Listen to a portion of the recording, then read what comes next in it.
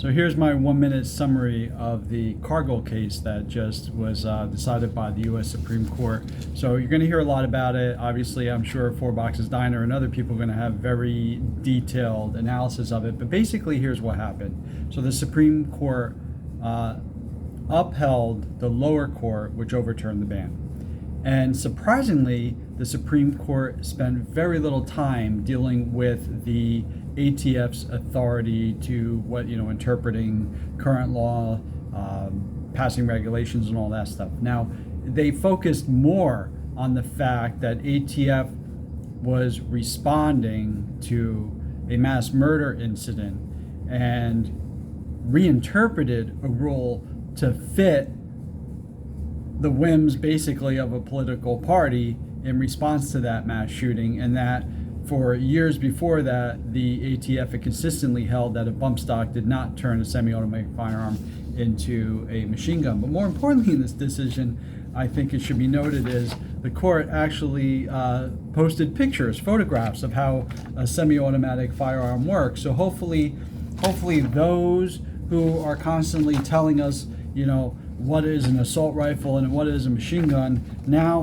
have some diagrams and some explanations to go by in terms of how a firearm works. But most importantly, I was actually a little surprised that the Supreme Court spent most of this decision going over the function of a semi-automatic rifle. In short, here's the decision. This is the most pertinent language as far as I can see. Quote, "A bump stock does not convert a semi-automatic rifle into a machine gun any more than a shooter with a lightning-fast trigger finger does. Even with a bump stock, a semi-automatic rifle will fire only one shot for every function of the trigger. So therefore, a bump stock cannot qualify as a machine gun under the statute." That's a very important decision. The language that was used by the court was very important only because it foretells what's going to happen in the future with other different cases involving accessories to a firearm. Now, obviously, there's going to be cases with, triggers that auto reset and have different functions and things of that nature. I'm sure the Supreme Court, would possibly look at those in the future. But I'm actually a little surprised the Supreme Court didn't just talk about the regulatory authority of the ATF, and they actually got into the functioning of a semi-automatic rifle and said, look, as the statute stands, you're allowed to own a semi-automatic rifle, and that's what we're looking at. This bump stock doesn't change the quote-unquote function of a trigger, in that it has to be manually manipulated by the human for every shot to take. Now, they even go into, hey, we get it, the bump stock actually helps push the firearm forward, but that trigger finger has to allow the trigger to reset and then re-engage the trigger every time, and therefore does not convert it into a machine gun. So, look, I think the Supreme Court did a great job.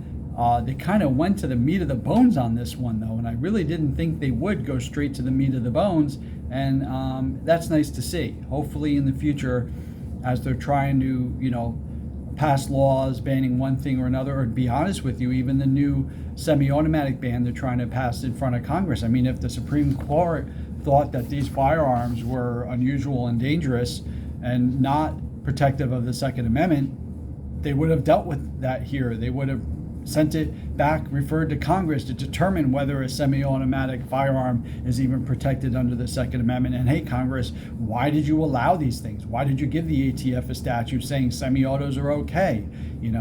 Maybe they are, dangerous and unusual weapons, but there's nothing here. So I think as much as the current administration wants to ban those types of firearms, I think the Supreme Court really didn't say anything that would lead me to believe that they would go back and say, yeah, well, we decided in Cargill that these are okay because they are semi-automatic rifles, but then allow the government to ban a semi-automatic rifle, saying it's not protected under the Second Amendment. I think pretty much the Supreme Court here is saying, yeah, that's the presumption. The presumption is they're covered. So, very good decision. I feel, again, it's sad that from the days of Heller and from even well before that we're still fighting the basic definition of what firearms may constitute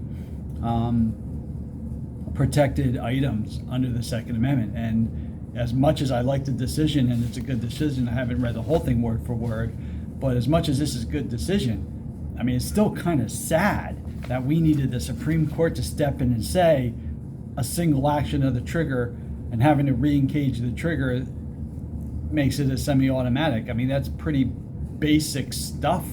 And the fact that that had to go to the Supreme Court is still kind of shocking to me.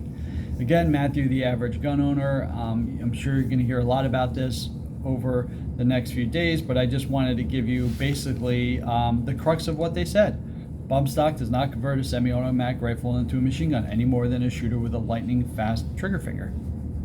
I think that language says it right there. Even with a bump stock, a semi-automatic rifle will fire only one shot for every quote-unquote function of the trigger.